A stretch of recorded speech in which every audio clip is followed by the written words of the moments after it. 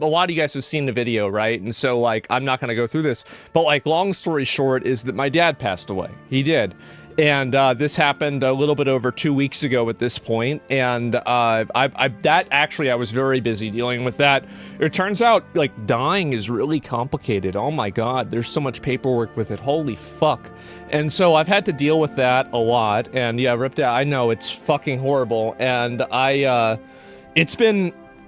Like, I feel like a lot of it hasn't even really set in like, a big case. It hasn't really affected me, and, you know, like, really, like, yesterday, I went into his house, and I just, honestly, I just cried, right? And, I'll just say it. And, first time I really have in quite a while, and let me make sure I turn that down. I think it's a little bit loud. And, and, you know, it was the first time I had ever since, like, the first couple of days, and so it was just really... it's been really rough, and so my dad passed away, and basically he, you know, it was one of those situations where he just decided pretty much, I mean, he had pancreatic cancer, he had pneumonia 6 times. I'm pretty sure he just decided, man, it's time to clock the fuck out, right? Like, I'm done with this shit. I don't want to deal with this anymore. And that's exactly what he did. And, you know, they told me there really wasn't that high of a probability of, you know, things were good, right? And then, like, I'm talking to 2 of the doctors there. They're telling me it's not a matter of if, but when he's coming out of the hospital. I said, okay, great. And then the next day, they're calling me as I'm driving over there, telling me that he's probably not going to come out of the hospital. And so that was very, very unpleasant situation, and it was awful, to be honest with you. So that basically is what happened. And then obviously, you know, I was there with them the whole way, all the way through up until the very end, which was very unpleasant, but I'm glad that I did it. And that's kind of what happened. Roller coaster? Yeah, definitely a roller coaster. You end up doing hospice? I did. And you know, like, it was as comfortable, because, like, he and I had obviously had conversations about this, you know, in the past, and, you know, because he's 78, and so, like, because of that, I mean, it was very obvious that, like, you know, this could happen at any time, and so he's like, okay, listen, this is what you're gonna do, this is what I want, this is how I want it done, and that's how, you know, like, this is the decision-making I want you to do. I executed that decision-making, and that's what I did, and so, you know, it's weird, right? Because I've lost both my parents now, and I'm kind of just here, you know, I'm just here. I'm an only child, right? And so I'm just kind of here, and it's given me a lot of time to think, and it's given me a lot of time to just kind of, you know, I don't know. I mean, like, and this is something I really didn't kind of talk about a lot in my video, is that ever since I was, like, you know, I would say like 23, but really 15, like in 2005, somewhere around there, my family, like me and my mom and my dad, got in a really bad accident, and my mom like broke her wrist, and I think they said that she had like a heart attack while they were doing an operation on her or something like that, and she was like never the same after this operation. And so ever since then, I had been having to, like, kind of take care of her and help her, etc. Then as I got into my early 20s, like, you know, 21, 22, 23, especially 23, you know, things just kind of deteriorated and they got worse. And so at that point, like, I couldn't really move out. I couldn't, you know, go and, you know, pursue anything that I wanted to do, because my mom didn't have anybody else. You know, she was here in Austin, Texas, all her family's in Florida. And so, like, I mean, and at that point, I didn't really have, like, funds to help her any other way. And so I had to take care of her. And so I had put off a lot of, you know, things that I think that you would do. Like, I did a lot, like, I don't want anybody to get an idea that, like, you know, growing up, like, things were bad. I mean, like, things were actually very good in a lot of cases, but there's always negative aspects to it, right? And one of them was that, you know, like, for me, I ended up having to take care of her from about, you know, I would say, like, on a soft level from 15, but, like, really seriously from, like, 23 to, like, 31. Whenever she passed away, I was 31 then. And so then there was like a year and a half, and that was like the Elden Ring, Lost Ark, Johnny Depp saga of my stream, where my dad was healthy, and also my stream was I was streaming all the time, and I didn't have anything that I had to deal with, right?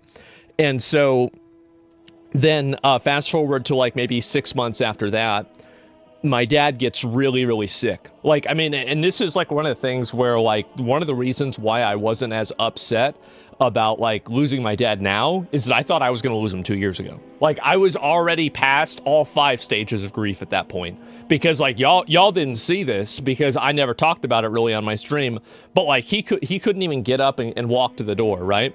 And so like, and this was going on for like a month. It was really, really, really, really, really, really fucking bad. And so at that point, obviously, like I had to do a lot more for him, and I had to make sure I was available all the time for him. So in a way, like ever since I was 15, but I would say really like in a more like defined way, like 20 in like early 20s, I'd say 23, 22 to now, I've spent my entire life basically being a caretaker for one or the other of them minus about 2 years, maybe a little bit less than 2 years. And so now that they're both gone, there is a, it's like a, you know, it's like you're alone and you're also free, right? And that's a very weird feeling for me. Because I was thinking, I was like, when people are trying to make plans with me and stuff, and it's like, I can actually just kind of do whatever I want to do, right? I can do whatever I want to do. And it's like a bittersweet thing where it's like, I would always resent and hate and be angry at my parents for the obligation that they put on me. But it's unfortunate now that I wish I'd do anything to have it back. But you can't go back. And that's why we're here. My dad, 3 or 4 days, he's on hospice. I come in, it's like 2 or 3 p.m. He's like, "Why aren't you live?" I said, "Motherfucker, you're dying." "What do you mean? Why am I not live?" He says, "Oh, right. Yeah, yep." It's just, yeah, he's like, "Oh, yeah, I guess. Yeah, it kind of makes sense, right?" And so, yeah, no, I mean, he went out as, you know, as much of a hard ass as he's ever been. And, you know, my dad and I, there was a lot of friction between us growing up and as an adult. I mean, I was very, you know, upset and mad at him about stuff, but at the end of the day, it doesn't really matter, right? It doesn't matter, and that's about it. And so I was your biggest fan. He would watch me all the time, like every day, man. He would. And it's really weird for me to think about, like, you know, because he would call into the stream all the time and everything, and it's like, fuck, man. You know, like, fuck. It's the end of an era, right? And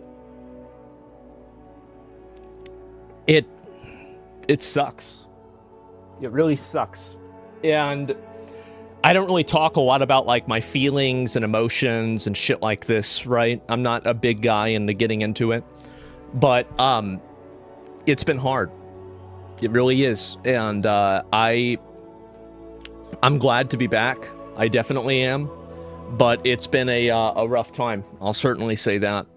And, I mean, I will say, he's giving a lot of his stuff away.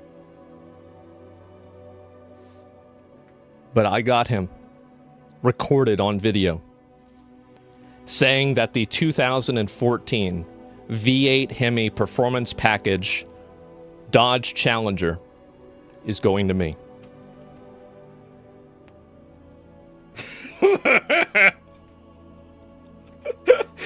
Yeah, I mean, and so I'm talking about this, and S-Fan messages me. He says, "You master looted it." And I was like, wait a minute.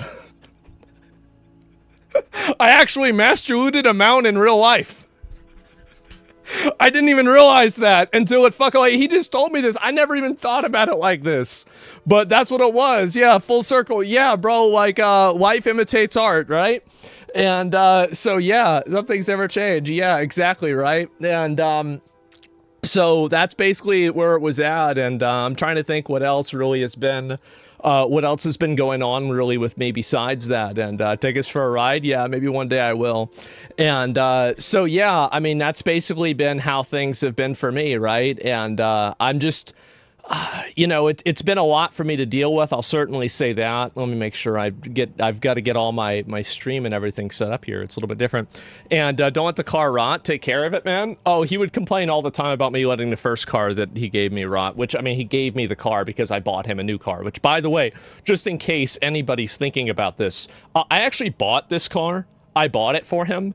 And so it's like whenever I'm getting it, like I'm really getting the car that I bought back. And so like, you know, this is not really, I mean, yes, it's very generous of him to do this, but I did pay for the car myself. And so, yeah, that's basically been it. And anyway, so yeah, it's repossession, really, whenever you think about it. And anyway, what you have to fight out in court is video enough to get a challenge to state line to go shit. No, I mean, like, I'm his only son, nobody else. Like, I'm giving away all of his shit. Like, I mean, not all, obviously not all of it, but like, I'm giving away like 90% of his money. I'm giving away probably even his house. I'm giving away all of his stuff. And, you know, I looked. Holy fuck, oh my god. I go over to his house regularly, right? In order to, like, check the mail, etc., right? Do these kinds of things. Every 2 or 3 days, he gets, like, 5 or 10 letters from these, like, different non-profit charities he would donate to. He would donate to, like, 50 of these fucking things. And so they're sending a mail constantly asking for money. And it's like, you know, oh, this is a letter. It says, you know, $20 saves 20 dogs. If you donate $10, only 10 dogs die. How much do you want to donate? And it's like, you know, the most blatant and obvious emotional manipulation that you can possibly have. But I've decided that, you know, I'm going to contact all of these different charities and everything. And I'm going to just tell them, like, you know, this is what happened. And I'm just going to make a donation in his and my name, just in perpetuity, for, like, whatever the amount that he was donating. I'm just going to do that for the rest of, you know, the rest of the time. I think that's what he would have wanted to do. And so honestly, it's going to be a huge pain in the ass. Because, like, calling all of them and then doing all of that, but that's what I'm gonna do. And they're scams. I mean, he donated to, like, Wounded Warriors Salvation Army. He used to go to the Salvation Army whenever he was, like, you know, like, hitchhiking around. And so, like, really, I don't think it's necessarily a scam. I would be surprised if it was a scam. And so, yeah, that's what I'm gonna do. How many dogs are you gonna save? I don't know. It's up to him. And whatever he was, the amount that he was saving, that's what I will continue to save.